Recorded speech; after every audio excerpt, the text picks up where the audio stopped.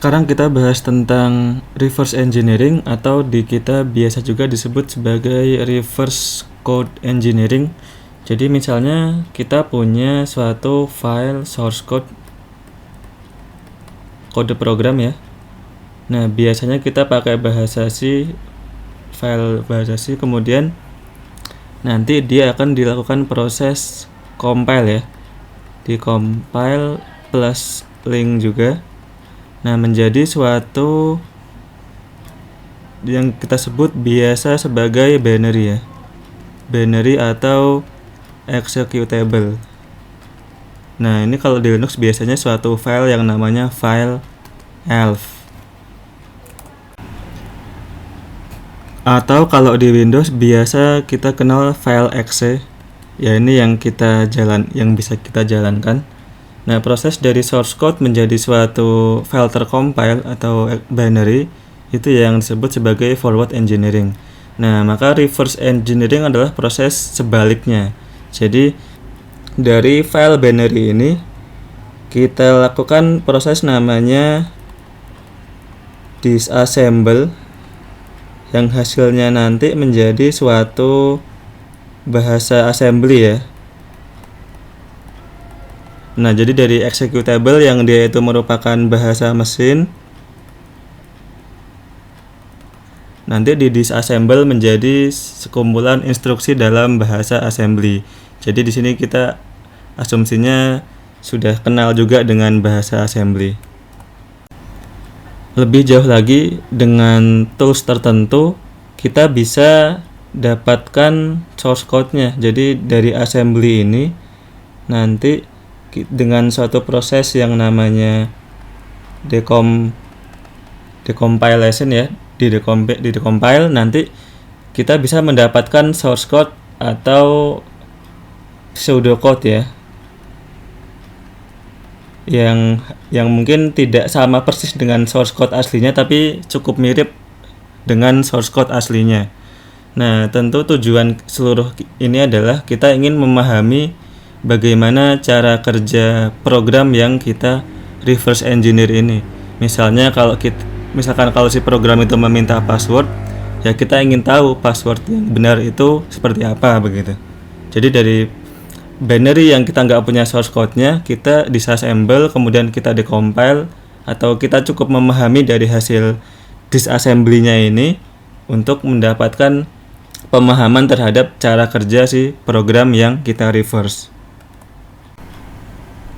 Tentang source code-nya ini sendiri tidak mesti bahasa C ya, bisa aja bahasa C++, CPP misalnya, atau bisa juga bahasa Go ya, Golang misalnya yang hari ini populer, atau bahasa lain yang juga tercompile begitu.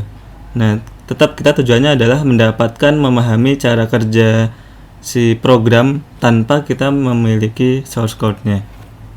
Nah, untuk tools-nya sendiri untuk reverse engineer ini, baik untuk disassemble ataupun proses decompile-nya ada beberapa. Yang pertama yang sudah tersedia di Linux adalah namanya tools objdump. Jadi objdump -d nanti dia akan mendapatkan hasil disassembly dari suatu binary. Di sini kita nanti akan pakai tools yang namanya IDA Pro ya. Ya, ini sebenarnya tools komersil ya. Saya pakainya yang versi bajakannya karena harganya mahal banget. Jadi untuk belajar pakai tools IDA Pro ini yang biasa dipakai juga oleh para profesional untuk proses reverse engineer malware. Jadi dia bisa untuk proses disassemble, bisa juga dia proses decompile ya, dan juga dia juga bisa proses debugging. Nah, yang decompile ini dia menggunakan plugin yang namanya Hex/Decompiler. Jadi kita menggunakan tools IDA Pro ini. Saya pakainya versi yang 6.6. Nah, ini untuk installernya bisa dicari sendiri di forum-forum yang menyediakan yang versi bajakannya ya. Ini karena kita pakai tools yang bajakan. Tapi sebenarnya ada tools lain yang yang untuk proses reversing juga yang namanya adalah Radare 2 ya. Cuma ini untuk pemula cukup sulit dipakainya. Jadi kita untuk belajar pertama kali bisa menggunakan IDA Pro ini. Kita sekarang belajar dulu tentang dasar-dasar file biner ya, terutama di Linux yang file elf tadi. Nah, kita pakai bahasa pemrograman bahasa C ini. Jadi kita misalkan punya fungsi main seperti ini, kemudian saya buat fungsi baru misalkan untuk menjumlahkan dua bilangan ya. Ya, ini untuk demo saja. Begini. Kemudian saya punya beberapa variabel lokal, misalnya X, Y, dan Z. Kemudian X kita isi 10.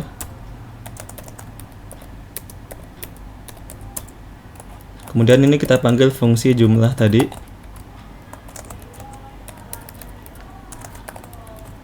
Kemudian kita cetak.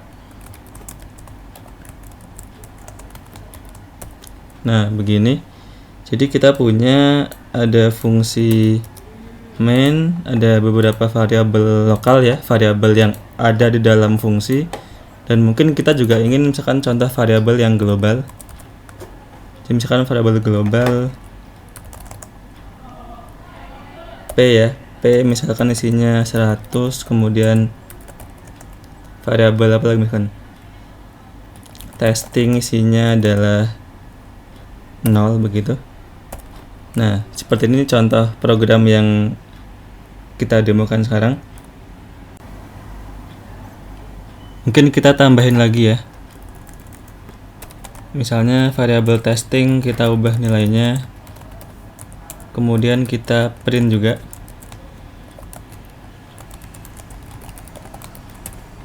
Oke, oh ya, kemudian kita juga tambahkan string. Jadi misalkan kita langsung cetak hello world. Nah, nanti kita lihat gimana sih string-string ini muncul di hasil compile-nya. Baik, sekarang kita coba compile. Jadi perintahnya adalah gcc source code-nya -o file executable-nya. Oh iya, di Ubuntu yang terbaru harus dikasih perintah option nopy gini ya, supaya hasilnya file executable. Baik, enter. Nah, itu udah. Nah, itu untuk yang 64 bit karena saya OS-nya 64 bit. Nah, kalau kita ingin menghasilkan binary yang 32 bit, kita tambahkan option -m32. Hasilnya misalkan executable 32. Seperti itu. Kemudian kita lihat hasilnya. Nah, ini adalah executable yang tadi ya, yang 64 bit, ini yang 32. Kita coba bisa identifikasi pakai file seperti biasa. Nah, lihat di sini. Ini adalah F64 bit executable ya. Sedangkan yang 32 F32 bit executable. Jadi ini adalah file elf hasil kompilasinya. Nah, ini bisa kita jalankan juga ya karena dia executable. Nah, terlihat seperti itu. Ini hasil eksekusinya. Nah, yang lain yang nanti akan kita perhatikan adalah status strip atau not strip seperti ini.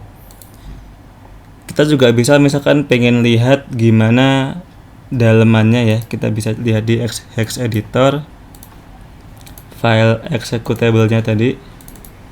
Ya, ini header-nya adalah elf seperti itu. Di dalamnya ada deretan binary code ya, karena dia adalah hasil kompilasi. Oke, jadi tadi sudah kita compile dalam dua versi. Ini yang untuk yang 64 bit, ini yang 32 bit. Nah, disarankan kalian pakai OS-nya yang 64 bit supaya bisa menjalankan yang 32 bit juga. Karena kalau OS-nya 32 bit tidak bisa menjalankan yang 64 bit. Dan sebagian besar soal reversing itu 64 bit. Jadi perlu OS yang 64 bit juga, begitu. Nah, sekarang kita coba proses reversingnya. Jadi tadi saya bilang saya mau menggunakan IDA ya, IDA. Oh iya, jadi IDE ini sebenarnya program Windows, tapi bisa diinstal dengan lancar di Linux biasa pakai Wine ya. Jadi saya nginstal IDE di Linux pakai Wine ini. Nah, IDE ini ada dua jenis ya, ada IDE 32 bit sama IDE 64 bit. Jelas masing-masing untuk binary, yang ini yang 32 bit, ini yang 64 bit. Coba misal kita buka dulu binary yang 32 bit nih.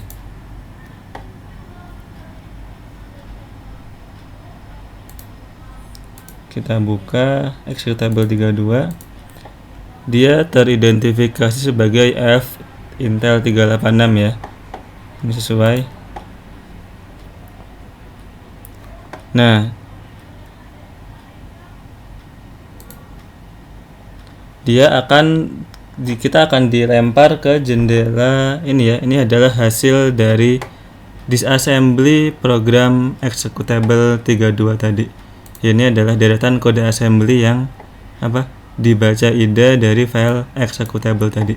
Lihat di sini ada main, di daftar fungsi ada main ya, dan ada fungsi jumlah. Fungsi jumlah ini yang tadi ada juga di program kita ya. Ada main, ada jumlah. Nah, ini adalah kalau bentuk assembly-nya seperti ini begitu. Ini fungsi mainnya seperti ini. Kita bisa lihat-lihat dulu interface di IDE ini. Di sebelah kiri ini adalah daftar fungsi ya. Ini adalah fungsi yang ada di program kita, yang kita buat di program. Sedangkan sisanya ini adalah fungsi dari library C ya. Nah, ini di sini nama fungsi kita tetap utuh, jumlah dan main, karena tadi ini binary-nya adalah not strip. Nah, kalau binary-nya strip, nama fungsi ini sudah hilang, diganti dengan kode alamat saja. Nah, di sini adalah IDE view tampilan hasil disassembly-nya. Nah, angka-angka hexadesimal ini adalah alamat ya. Alamat dari setiap instruksi ataupun data, virtual address-nya di sini. Sedangkan yang di sini ini adalah nama section-nya. Section atau segmen. Jadi nama section atau nama segmen di dalam ELF. Kalau segmennya sendiri ada banyak. Salah satunya segmen teks, ini yang untuk menyimpan instruksi program. Kita bisa lihat lagi segmen yang lain. Di atas ini ada segmen PLT God ya. PLT God ini adalah PLT dan PLT God adalah fungsi library C yang diimport ya. Yang diimport. Kemudian kalau di atas lagi ada segmen init. Ini yang dieksekusi sebelum masuk ke fungsi main. Biasanya ini entry point yang akan dieksekusi duluan oleh sistem operasi. Kemudian di bawah teks biasanya ada banyak segmen lain, ada fini. Fini ini yang dieksekusi setelah semuanya selesai, finish ya. Kemudian di sini ada segmen RO data, ini adalah read only data. Nah, biasanya di sini buat menyimpan string ya, string. Jadi string kita nanti akan masuk ke segmen RO data. Kemudian ini bisa kita skip. Yang penting selanjutnya adalah segmen data ya, segmen data. Nah, tadi kita tahu kita punya variabel global P ya. Yang variabel global P ini yang di program tadi variabel P. Nah, dia diinisiasi 100, dia masuk ke segmen data nih. Jadi global variabel ya. Global variabel itu yang diinisiasi masuknya ke segmen data. Sedangkan global variable yang testing ini tadi, testing kan kita punya variable testing, kita set 0, dia dimasukkan ke segmen yang namanya BSS. Ini adalah global variable yang tidak diinisiasi.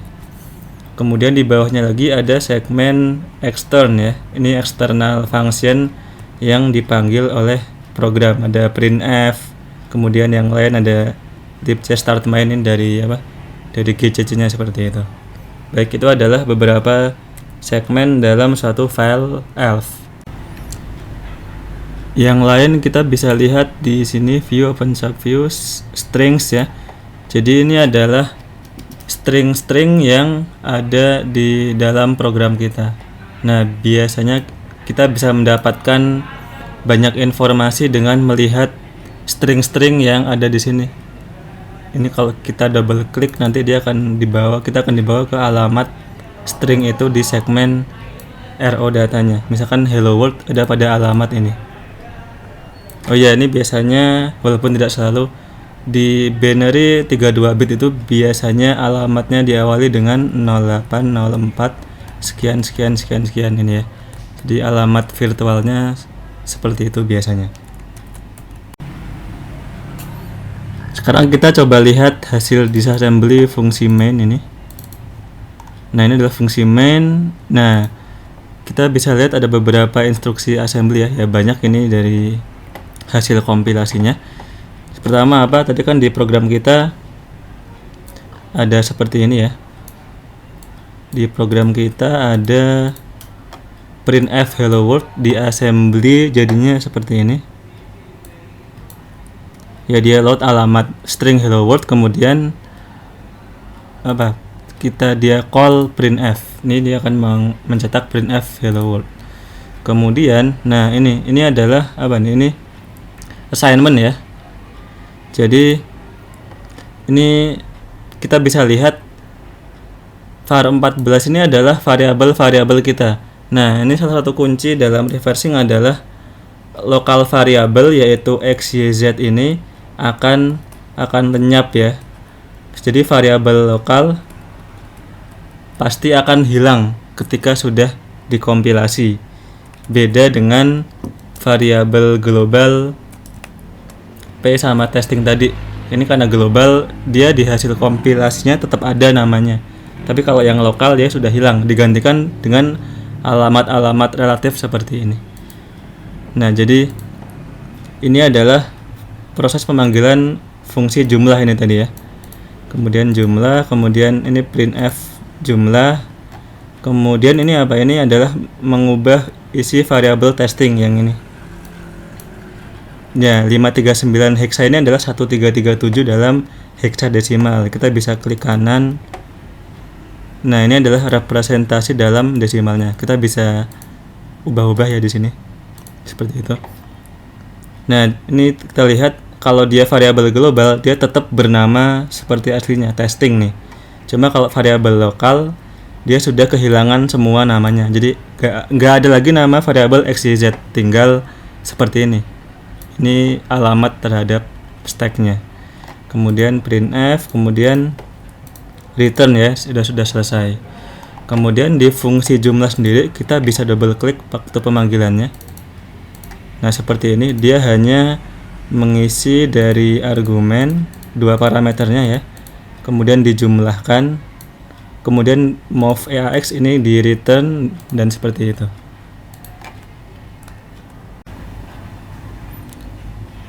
Yang spesial di IDA yang nggak ada di program lain adalah fitur dekompilasi tadi. Jadi dari assembly ini menjadi source code-nya ya, pseudocode, walaupun tidak sama persis dengan source code aslinya. Nah, kalau IDA-nya ada plugin Hextrace decompiler, kita bisa lihat di sini ada view open subviews pseudocode atau pencet tombol F5. Kita lihat hasilnya. Nah, ini adalah hasil dekompilasi dari fungsi main kita tadi. Nah, coba kita lihat nih, bandingkan sama fungsi aslinya ya. Coba di situ ada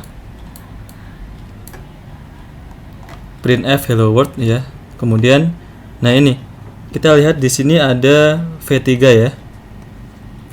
Nah, v3 ini apa? Ini adalah variabel z.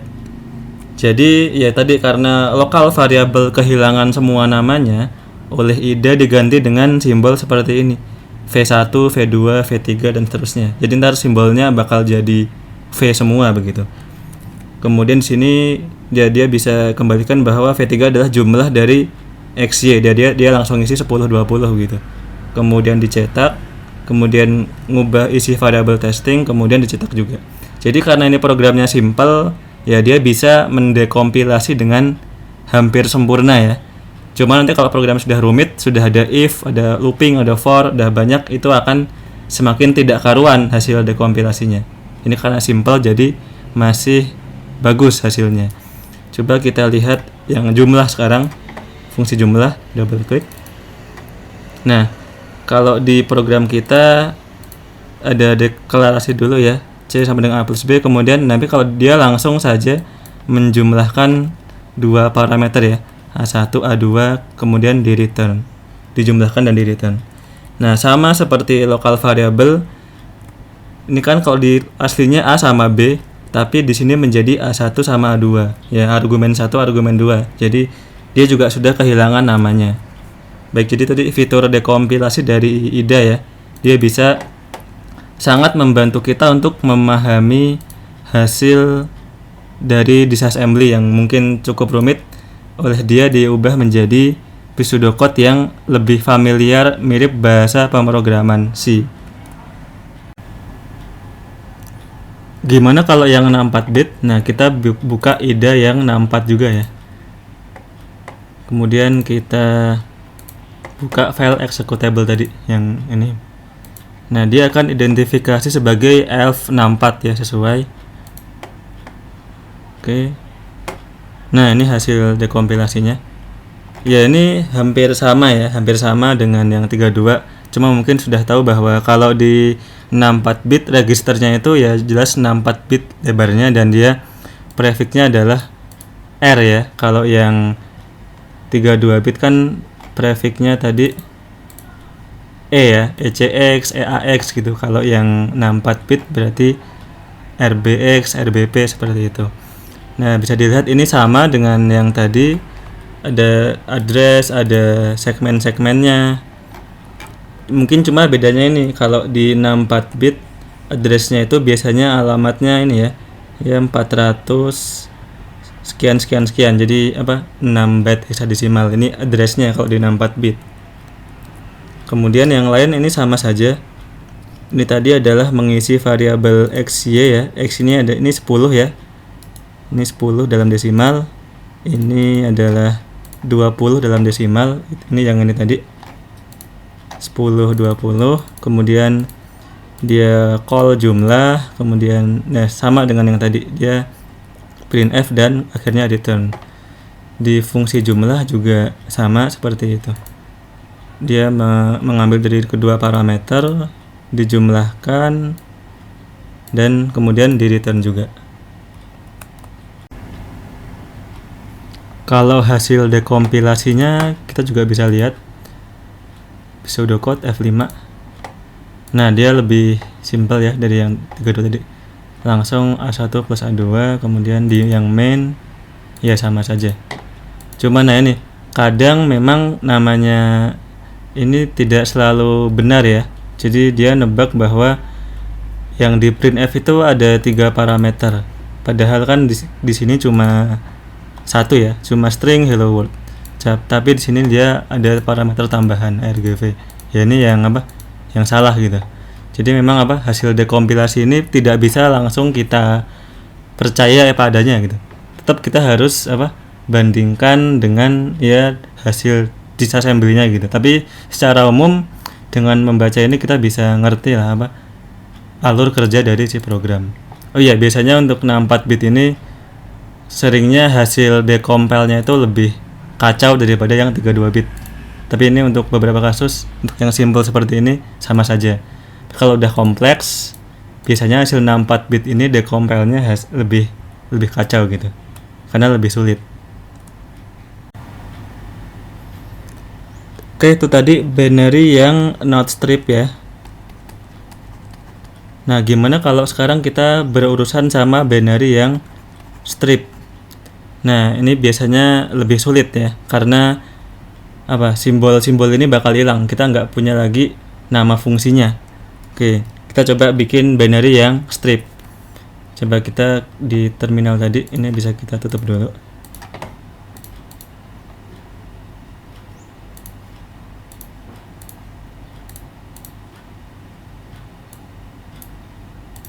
Nah ini kan tadi binary yang not strip ya, ini juga not strip.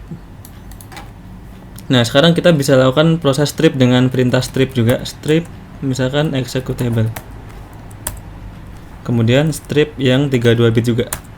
Kemudian kita identifikasi lagi yang 64, kita lihat dia ELF 64 bit executable dan strip. Kemudian yang satunya dia ELF 32 bit executable dan juga strip. Jadi sudah di strip binary-nya. Proses stripping ini menghilangkan simbol ya. Simbol itu artinya tadi variabel global, nama-nama variabel global, dan juga nama-nama fungsi kita itu bakal hilang semua. Jadi perintah strip itu gunanya untuk itu, menghilangkan simbol dengan tujuan memperkecil hasil file executable-nya. Jadi filenya nanti bakal lebih kecil ukurannya, tapi konsekuensinya nama-nama simbol akan hilang. Kita coba buka di IDE sekarang. Yang 64 dulu misalnya.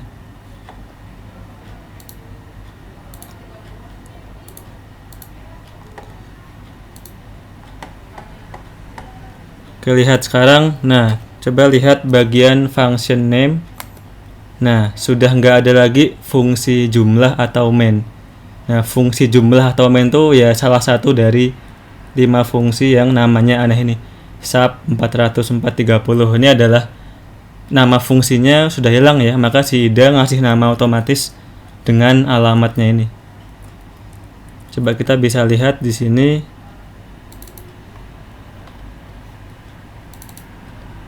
Kira-kira mana yang merupakan fungsi main ya?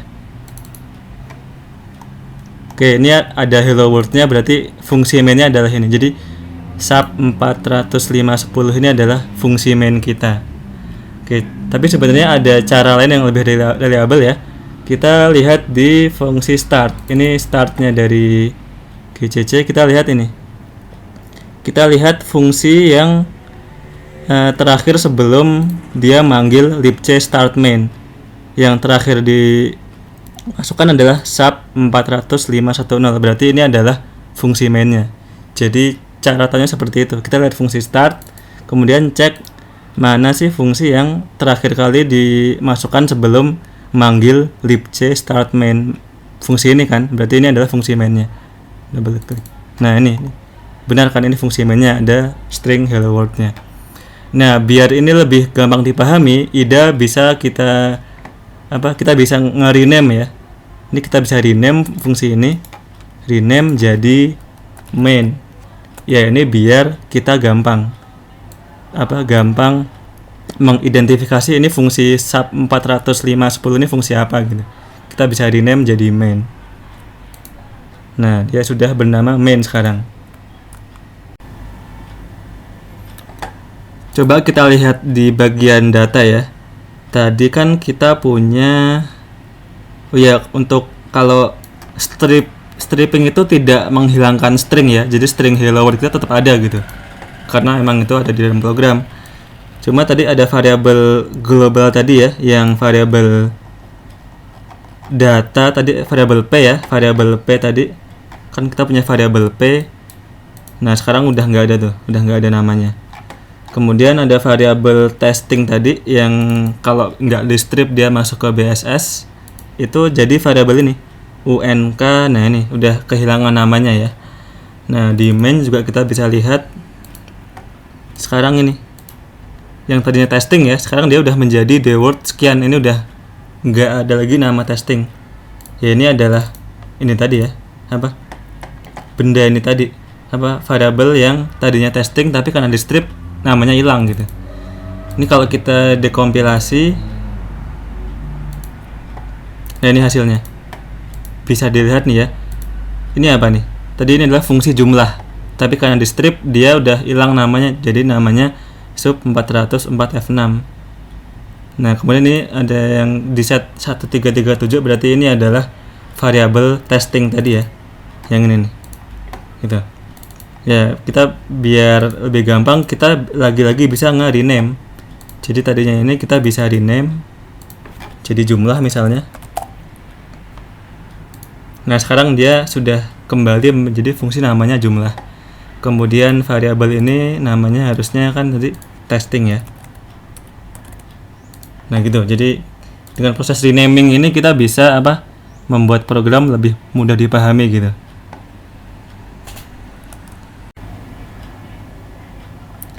Kalau fungsi-fungsi lain ini biasanya ini dari library ya, kita nggak usah pedulikan gitu. Oke, tadi yang 64 bit, sekarang coba lihat yang 32 bit yang dari strip.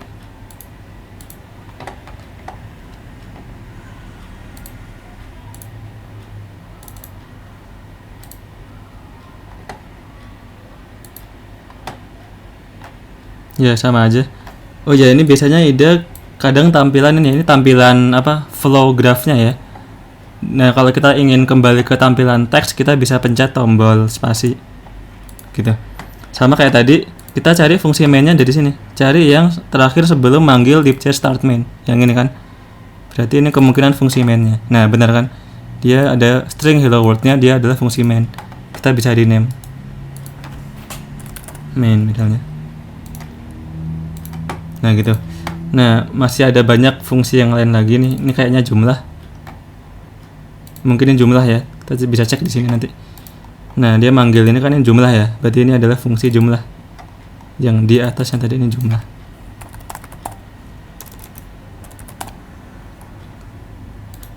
Oke, nah yang lain masih ini dari fungsi-fungsi dari library juga. Ya, kita bisa taunya ya ini ya ya kita banyak latihan gitu, kita lihat-lihat fungsi dari library itu kira-kira bentuknya gimana gitu. Nah, kalau ini kan yang punya kita, nah yang bentuk-bentuk aneh seperti ini biasanya fungsi-fungsi dari library gitu. Ini juga. Nah, yang lain tadi ada variabel global tadi ya di segmen data.